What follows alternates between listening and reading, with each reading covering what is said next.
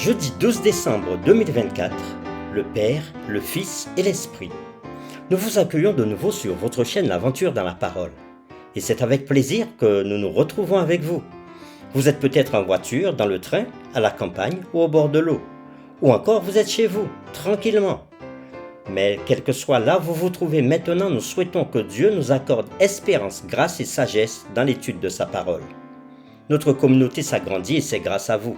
Soyez vous aussi actifs avec nous pour répandre le message et vous pouvez le faire en likant, partagez le lien avec vos contacts. Si c'est la première fois que vous venez sur notre plateforme, eh bien nous vous invitons à vous abonner pour recevoir les notifications chaque jour et pour un confort d'écoute en continu, nous vous proposons la playlist de chaque semaine. Le texte à mémoriser, que nous vous invitons à dire avec nous, se trouve dans Jean 14, le verset 26. Mais le Consolateur, l'Esprit Saint que le Père enverra en mon nom, vous enseignera toutes choses et vous rappellera tout ce que je vous ai dit. Nous vous invitons à le redire avec nous, Jean chapitre 14, le verset 26. Mais le Consolateur, l'Esprit Saint que le Père enverra en mon nom, vous enseignera toutes choses et vous rappellera tout ce que je vous ai dit. Quel genre de relations entretiennent les membres de la Trinité ? Pourquoi est-il si important pour nous de connaître le Père, le Fils et le Saint-Esprit ? Les réflexions de la semaine nous aident à répondre à ces questions. Et aujourd'hui, nous y répondrons avec la séquence « La prière de Jésus ». Jean chapitre 17 est parfois appelé la prière sacerdotale de Jésus. Ce chapitre conclut le discours d'adieu.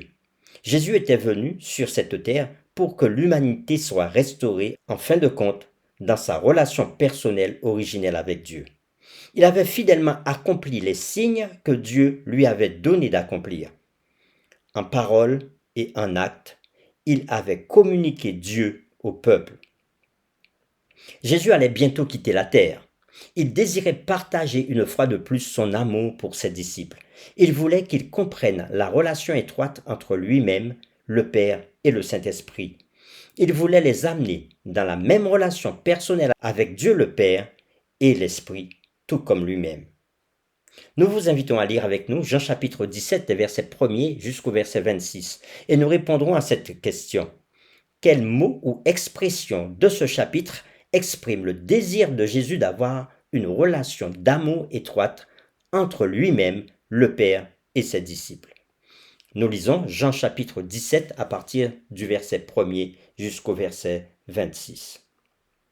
Après avoir ainsi parlé, Jésus leva les yeux au ciel et dit : Père, l'heure est venue. Glorifie ton Fils afin que ton Fils te glorifie, selon que tu lui as donné pouvoir sur toute chair, afin qu'il accorde la vie éternelle à tous ceux que tu lui as donnés.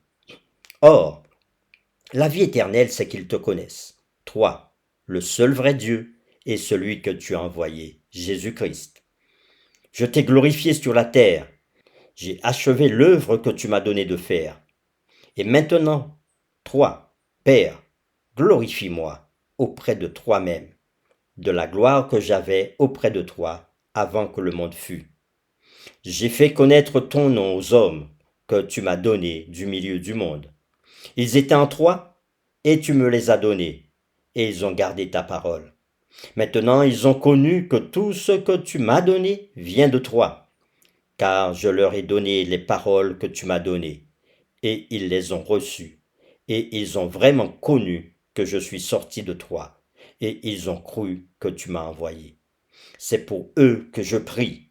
Je ne prie pas pour le monde, mais pour ceux que tu m'as donnés, parce qu'ils sont à toi.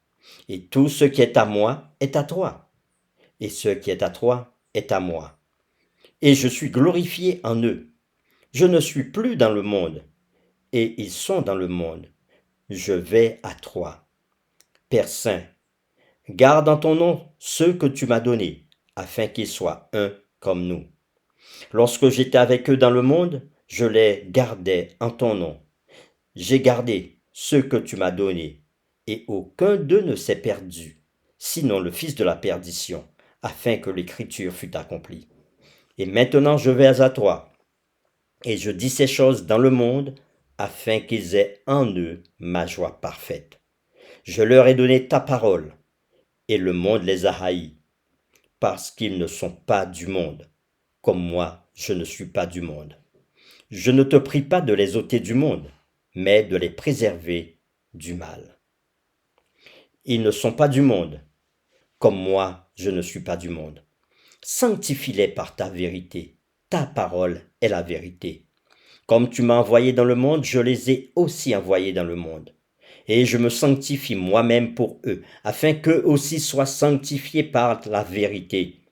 Ce n'est pas pour eux seulement que je prie, mais encore pour ceux qui croiront en moi par la parole, afin que tous soient un, comme toi, Père, tu es en moi, et comme je suis en toi, afin qu'eux aussi soient un en nous, pour que le monde croie que tu m'as envoyé. Je leur ai donné la gloire que tu m'as donnée, afin qu'ils soient un, comme nous sommes un.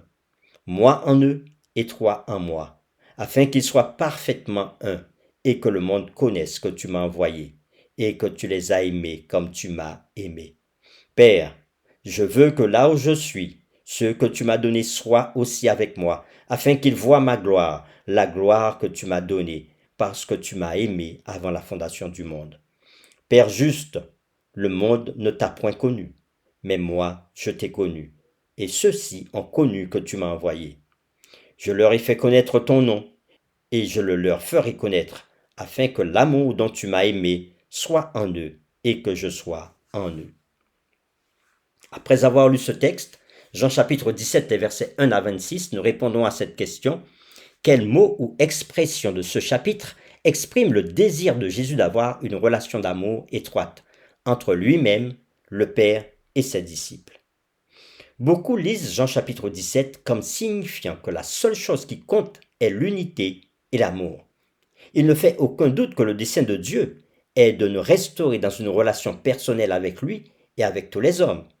Mais une lecture plus attentive suggère un lien beaucoup plus vital entre l'amour et la vérité.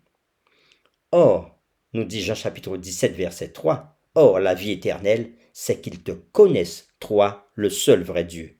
Et au verset 6 et 8, j'ai fait connaître ton nom aux hommes que tu m'as donnés, et ils ont gardé ta parole, et ils ont vraiment connu que je suis sorti de toi. Et au verset 17, sanctifie-les par ta vérité, ta parole est la vérité. Jésus était venu pour révéler le Père. Cette révélation était importante à cause des nombreuses idées fausses sur Dieu. L'évangile de Jean montre à quel point Jésus avait pris cette mission au sérieux. Il représentait à juste titre la parole et les actions de Dieu. Si la vérité n'avait pas d'importance, pourquoi se donner tant de mal? Jésus avait vécu une vie très difficile avant d'être finalement rejeté par les autorités religieuses. Il avait souffert de l'indifférence du peuple et même parfois de ses propres disciples. L'un de ses disciples l'avait trahi, un autre l'avait renié 3 fois. Il avait traversé une épreuve inlassable et était mort sur une croix aux mains de ceux-là même qu'il était venu sauver. Pour terminer, comment pouvez-vous mieux refléter l'amour de Dieu tel qu'il existe entre Jésus et le Père dans votre propre vie? Nous vous invitons à prier avec nous. Père Céleste, une fois de plus, nous voulons te dire merci pour ta parole, qui nous rappelle que Jésus nous a tant aimés. Il est venu donner sa vie pour que nous soyons sauvés. Et il a exprimé dans cette prière de Jean chapitre 17 combien il était important, cette relation qu'il y a entre l'amour et la vérité. Aide-nous à aimer Jésus chaque jour. Aide-nous à t'aimer à travers Jésus. Merci au Père, aide-nous à aimer la vérité. Aide-nous chaque jour à te faire confiance. Pour notre vie éternelle, nous t'avons prié au nom de Jésus. Amen.